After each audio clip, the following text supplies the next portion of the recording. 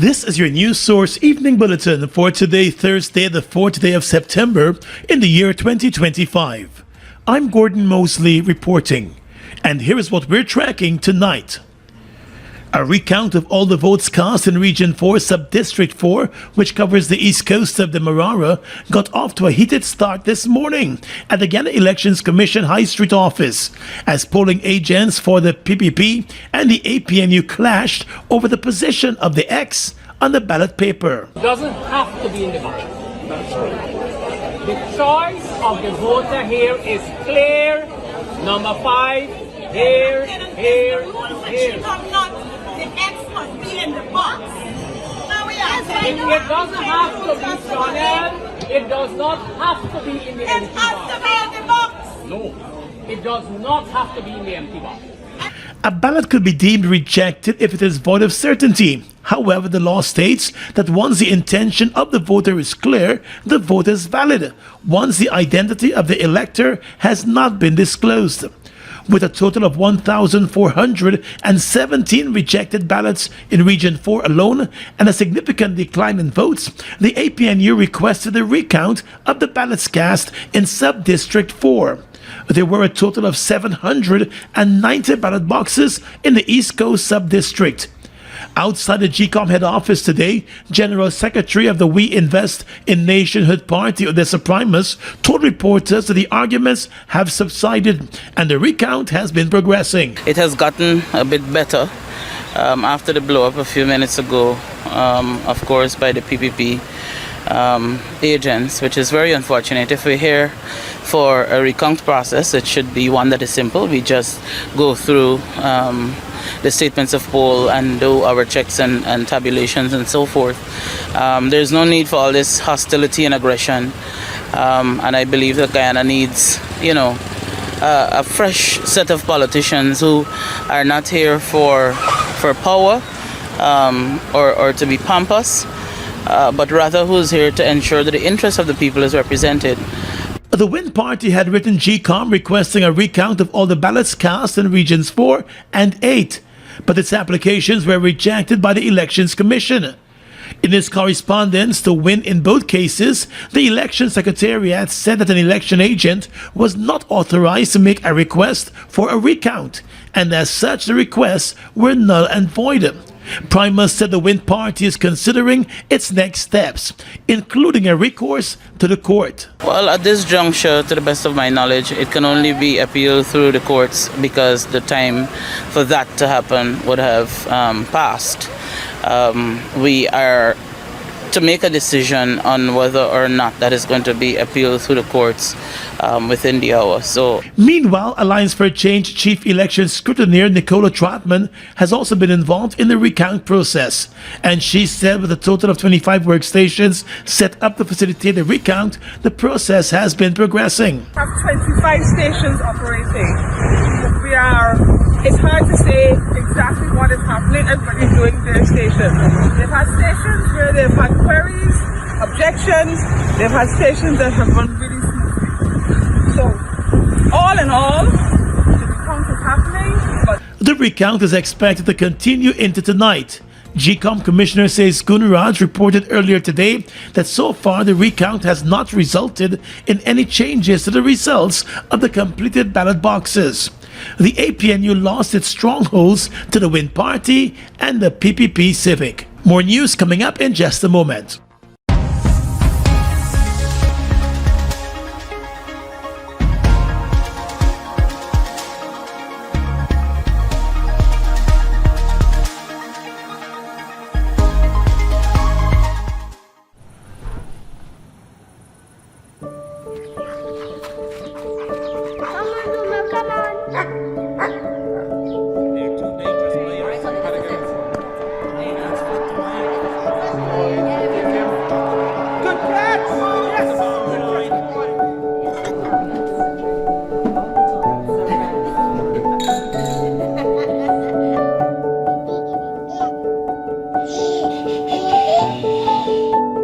Your own home is so much more than just 4 walls, floors, and ceilings. It's a lifetime of great memories and stories. Come talk to us and start your journey home today.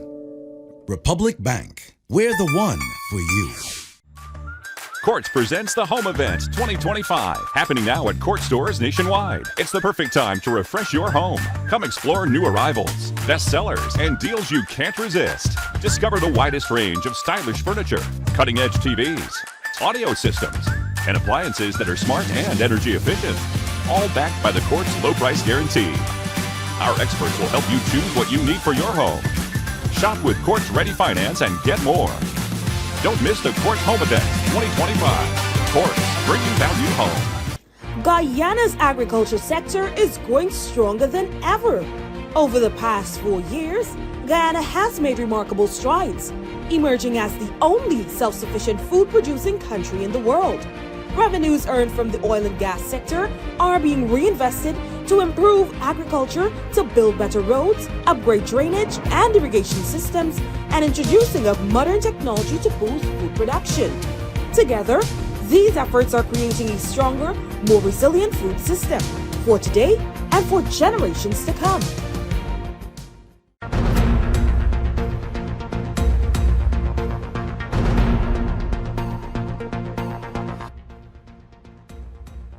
General Secretary of the People's Progressive Party, Vice President Jagdeo, is extremely happy with the results of the 2025 elections that have so far been declared by the 10 electoral districts, and has brushed aside the concerns from the other political parties about the vote. The declared results by districts show the PPP remaining in office, but with a bigger majority in the parliament. The tabulation of those results shows that the PPP Civic won a landslide in the 2025 elections. In 2020, the People's Progressive Party got 50.7% of the votes. The combined opposition got 49.3% of the votes. The difference was less than 1 percentage point. It was 0.3 of a percentage of a percent difference. Just 0.3. In these elections, the PPP, based on the results on the GCOMS page, got 55.32% of the votes. The combined opposition, 44.68% of the votes, a difference of 10.6%. From considering in 2020, 0.3 of 1%. And now in these elections, a difference between the PPP and the combined opposition of 10.6%. This is a landslide by any standard. Mr. Jagdeo said although there was a considerably low voter turnout, the PPP still managed to hold its base and increase its votes in many areas, and even in regions that did not support the PPP in the past.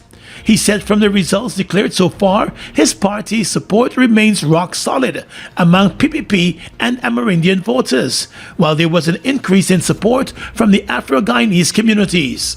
As I said before, thank you to everyone who supported the PPP. We will continue to work for all of Guyana. The PPP won these elections with a landslide.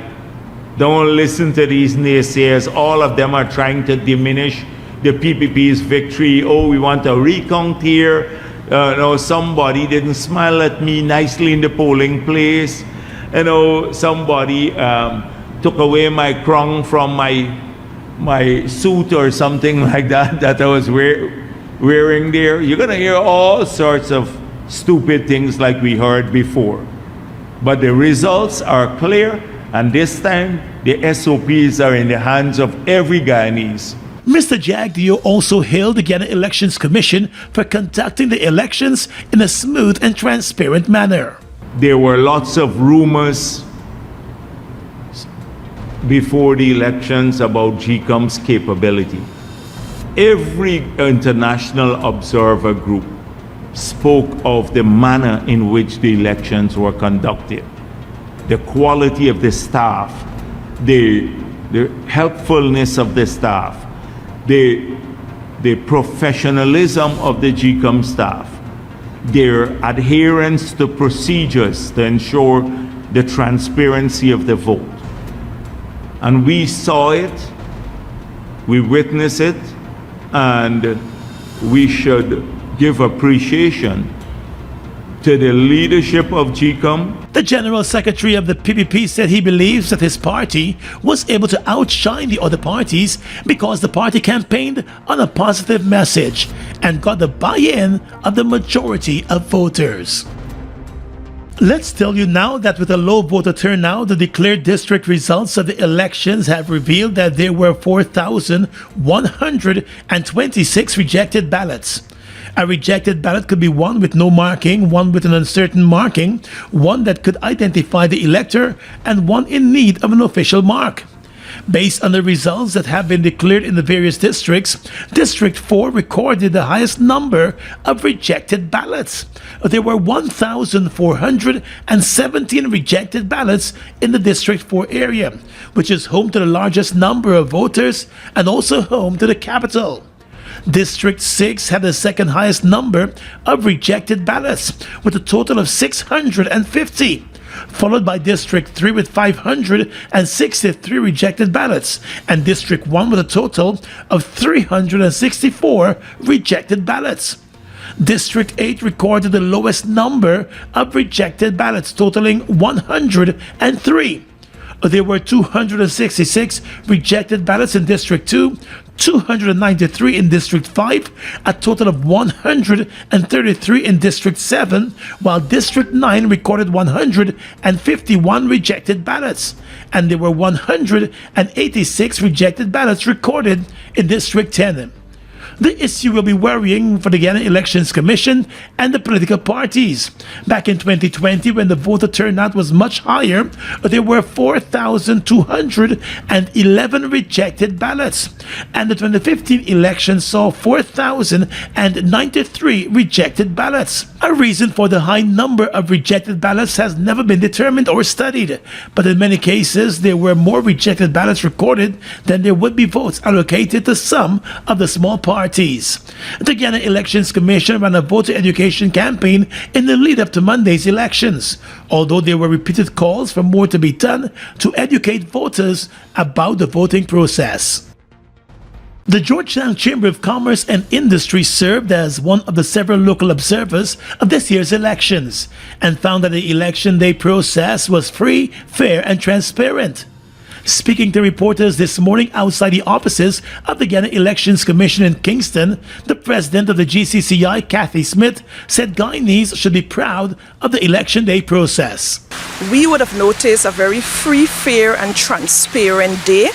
We are very proud of Guyanese who would have came out, very mature, and to some extent we saw a lot of happiness and joy in some Guyanese, especially the first-time voters, on voting for E-Day. We would have also started this observation when the disciplined forces would have voted the following Friday. We started a process. Our members went out to various polling stations. I myself went to one on the East Coast, and I would have observed the voting, and I was quite confident and comfortable with the process that GCOM has there. And I just want to applaud GCOM for exercising and organizing a very smooth procedure. The Georgetown Chamber of Commerce is also among the observer groups observing the recount of ballots from a sub-district in Region 4, as was requested by the APNU. Having observed that process, the GCCI president said it appeared to have been going well with no major issues. 6 parties contested Monday's elections. Based on the declarations in the various electoral districts, the PPP Civic has been re-elected to serve another 5-year term. The Guyana Elections Commission is expected to make the final declarations soon. With the Wind Party likely to take over as the main opposition in the next parliament, General Secretary of the PPP, Vice President Jagdeo, this afternoon hinted that his party will be more open to work with the APNU over the Wind Party on national issues, due to the two parties having a common historical understanding. For the first time, the PNC-led APNU will not hold a majority opposition as the PPP is in government. The party has been reduced to garnering the third highest number of votes, based on the district declarations. Mr. Jagdeo said he believes the APNU miscalculated the Wind Party, but said his party is more open to work with its historical political rival, the PNC-led APNU. But there was room always for collaboration on national issues with APNU historically, because we tended to have a more patriotic position. We always saw the territorial integrity and sovereignty of our country as inviolable, and I think we had a common understanding on that. I'm not so sure about the Wind Party. They're transactional. The link with Maduro is still not fully explored. They refused to answer why the father went into the embassy up to now, and they got away with it.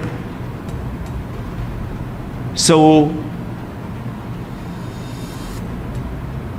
APNU has to do its own homework. Jagdeo believes that although the Wind Party showed that it was a potential threat, the APNU focused all of its energies on the PPP.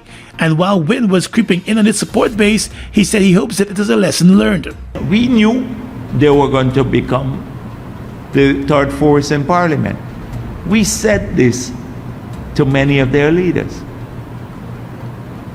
Because, in the banter and everything else, and actually, we have records of people texting them saying, you will be. And so we saw it coming. We saw it coming, what took place. There was no surprise on election night, because even before, as I said, beginning, the statements of poll had not come in as yet in large numbers, and I said, tonight will be a tough night for APNU. And it was a tough night for them. We saw this happening entirely. It didn't catch us by surprise. As its main political rival since independence, Jagdeo said he's now sympathetic of the PNC. In a way, I feel sorry for them, but if their hatred of the PPP clouded good sense. Jagdeo said he believes the PNC leader spent way too much time attacking the PPP rather than supporting his historical base. He said the PNC reform leader has some introspection to do over the state of his party, which he has presided over for the past few years.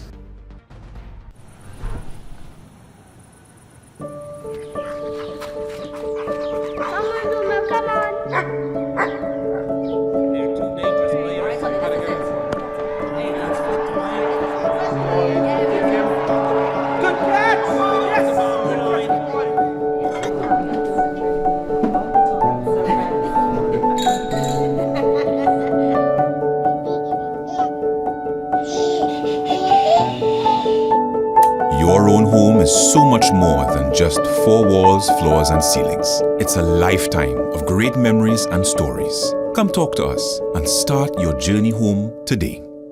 Republic Bank. We're the one for you. Washi. Hi people. Washing made so easy since I found Washi. Washing me use wash me clothes and I can say Washi soap powder wash clothes so nice. Washi soap powder leave your clothes color bright. Washi soap powder leave me clothes smelling nice, of course. So give thanks to washi soap powder for doing my laundry right. Keep my clothes color bright. Have my clothes smelling nice for sure. I could not ask for more. Comes in lemon and original. It is a washing machine in a pack. Wash your soap powder, wash clothes so nice. Wash your soap powder, leave your clothes color bright. Wash your soap powder, have my clothes smelling nice, of course. Distributors located in the Stabrook Market. It all starts with one. Maybe it's one look, you know the one, or one touch, even one word.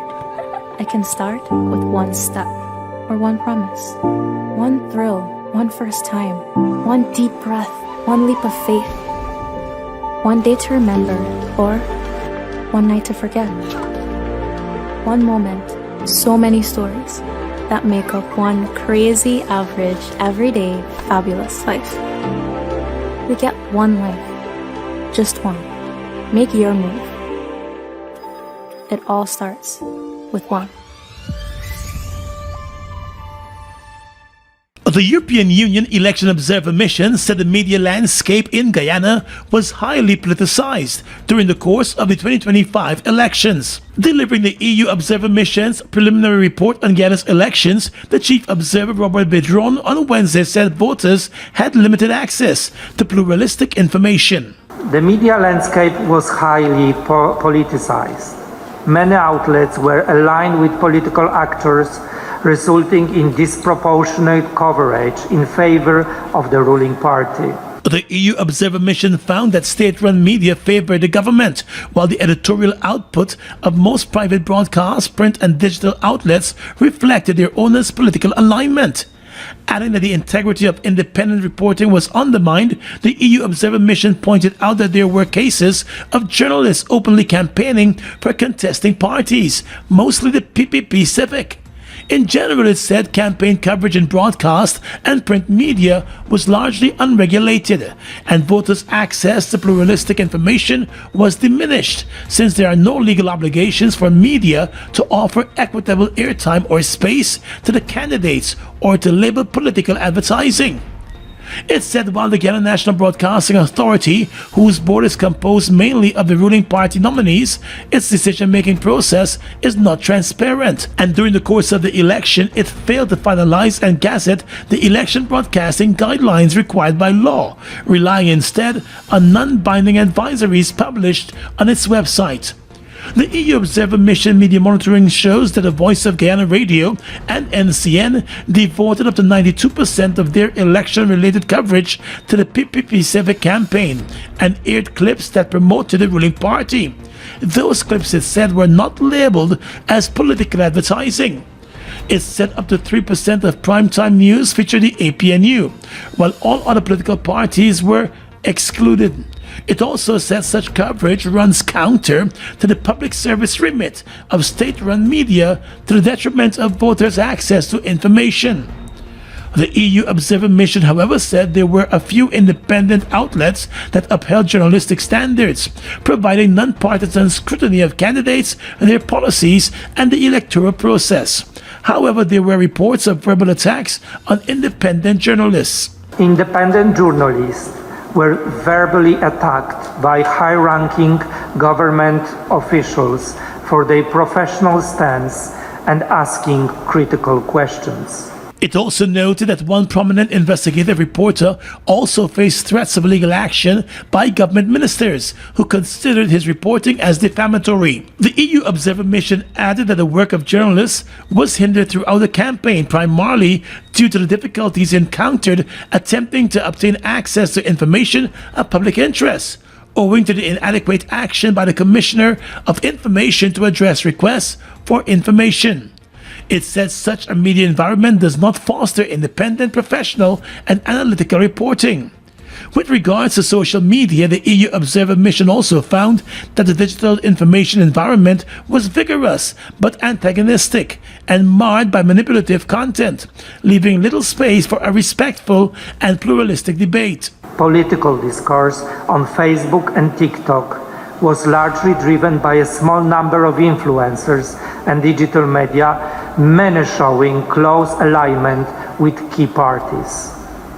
Some personal data was reportedly misused for political purposes. It said the credibility of WIN's presidential candidate Azruddin Mohammed was a dominant topic across all social media platforms, and posting by 4 most followed pro-PPP civic influencers and their Facebook pages. It said since nomination day, each of those pages placed twice as many posts targeting the presidential candidate for win than the party itself. It said a scare tactic was employed by pro-PPP accounts to discourage Guyanese from voting for the win party. Singling out the Department of Public Information, the Observer Mission said DPI's Facebook page posted identical content to that of the campaign pages for the PPP Civic, abusing administrative resources. Added to that, it said the PPP Civic and their affiliates place 85% of all election-related ads on Facebook and was the most visible on Google platforms. Bitron, however, noted that there were a few popular media and personal pages which offered a nonpartisan view on the elections and played a critical role in helping voters to make informed choices. Turning now to the aviation sector, regional carrier Caribbean Airlines has announced the suspension of its service to Venezuela for the rest of the month of September.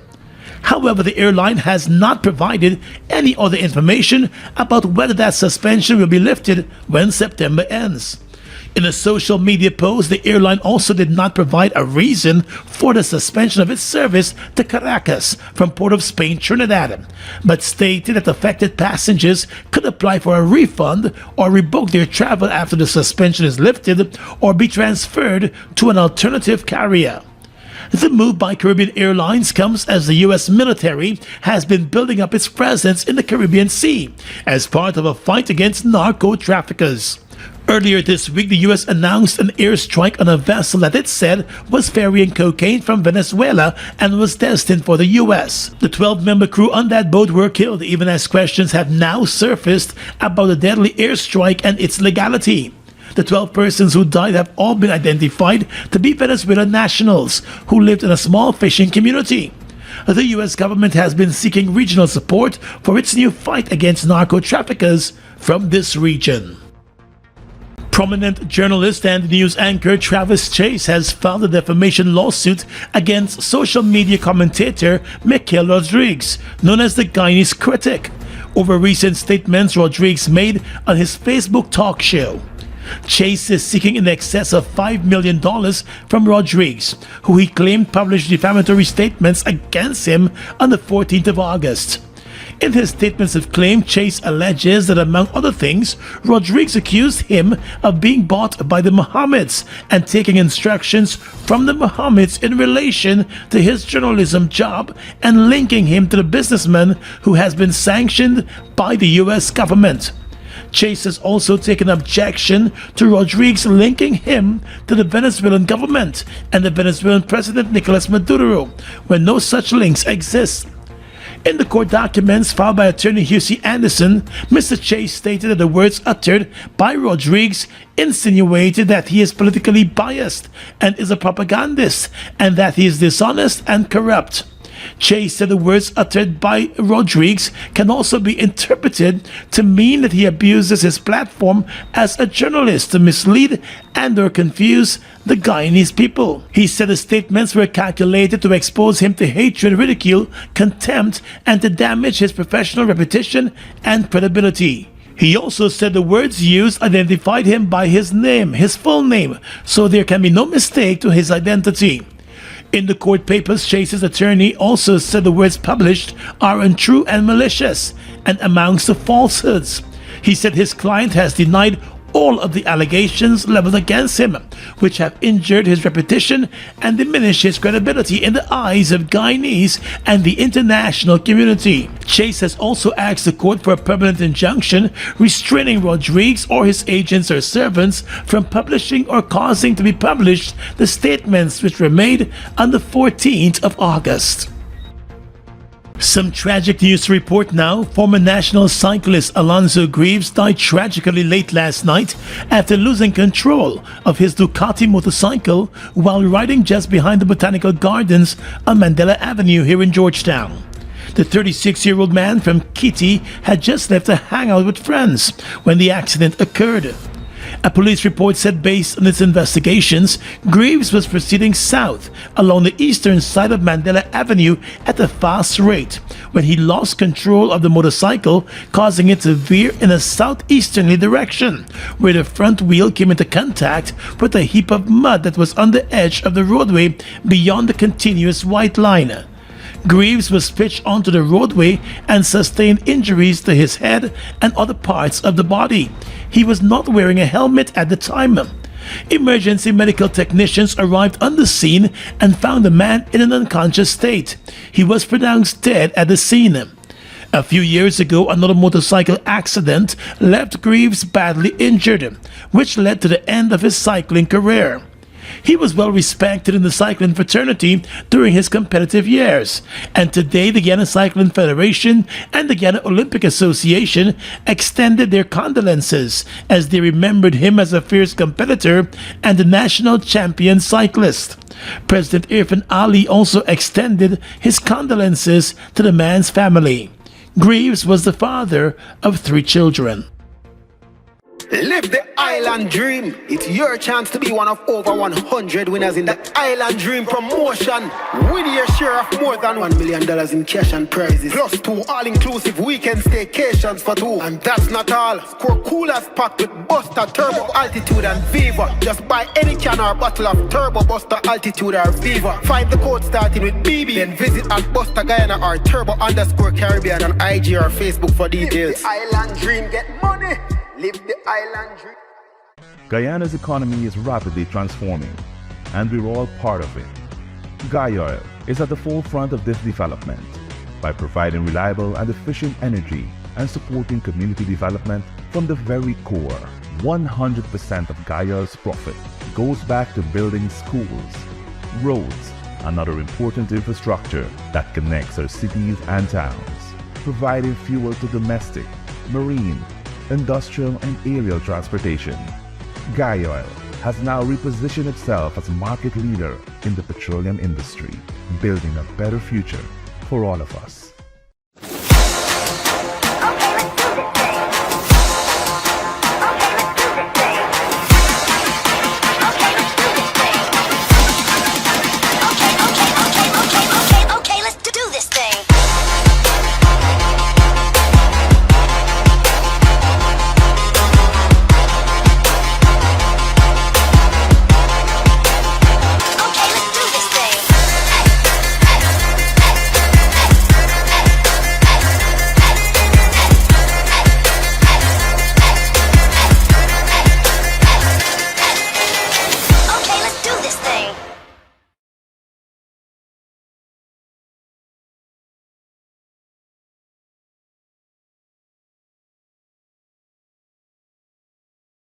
With your regional and international news tonight, I am Svetlana Marshall. In the region, the Jamaica Labour Party, JLP, has emerged victorious in the closely contested 2025 general election, securing a mandate to form the next government for a 3rd consecutive term.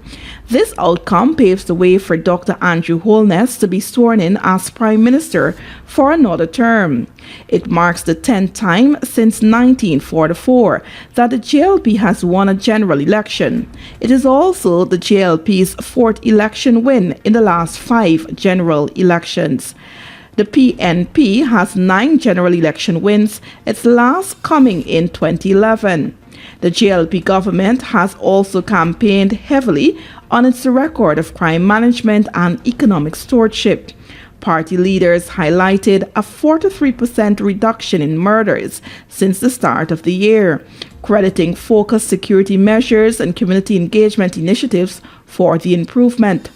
Economically, the party boasted that no new taxes had been imposed in the last 8 years, while unemployment and poverty levels were at their lowest in recent history, framing the administration as both a stabilizing and growth-oriented force for the country. Trinidad and Tobago Prime Minister Kamla Persad-Besessar came under heavy fire Tuesday for her "kill them all violently" statement. Among those critical of the Prime Minister was opposition leader Penelope Beckles, who called on her to retract the statement, which she made following a United States strike on alleged drug traffickers in a vessel the U.S. claims left Venezuela on Tuesday. Responding to questions from the Express after United States President Donald Trump's announcement of the attack by U.S. military, Passad Besessar endorsed the strike, saying she had no sympathy for drug traffickers and that the U.S. forces should kill them all violently. Her comment was slammed by Beckles Tuesday.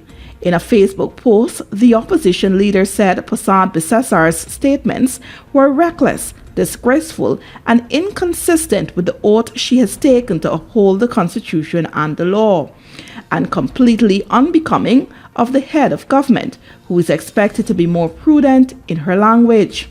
The opposition leader opined such a statement disregarded the potential for heightened tensions between Venezuela and the United States, which she said could be reduced through prudent and diplomatic engagement. And finally tonight, international news. Portuguese authorities were investigating on Thursday what caused the Lisbon funicular railway, popular with tourists, to plunge down a hill, killing at least 16 people and injuring 22 when it crashed into a building. The mangled wreckage of a yellow tramp-like carriage, which carries people up and down a steep hillside in the Portuguese capital, lay where it had left the track and hit a building on Wednesday, just meters from its twin at the bottom of the steep 265-meter slope. The traction cable linking them had snapped. A 75-year-old Lisbon resident and his wife and grandson were among 40 passengers in the lower car who saw the carriage plunge towards them before derailing at the last second. Flags flew at half-mast as Portugal declared a day of mourning, and the city's two other funiculars were shut for inspections. The Pope sent condolences and blessings to victims, relatives, and rescuers.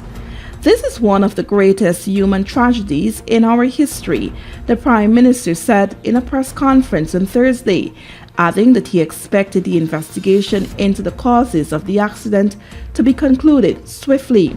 He said Portugal's state airline TAP had offered to provide transport for the families of the victims and to repatriate the injured and the deceased. 31 people were hurt in the accident, with 15 killed at the scene, while one more died in hospital overnight. And that's your News Source Evening Bulletin for tonight. I'm Svetlana Marshall, wishing you a pleasant evening.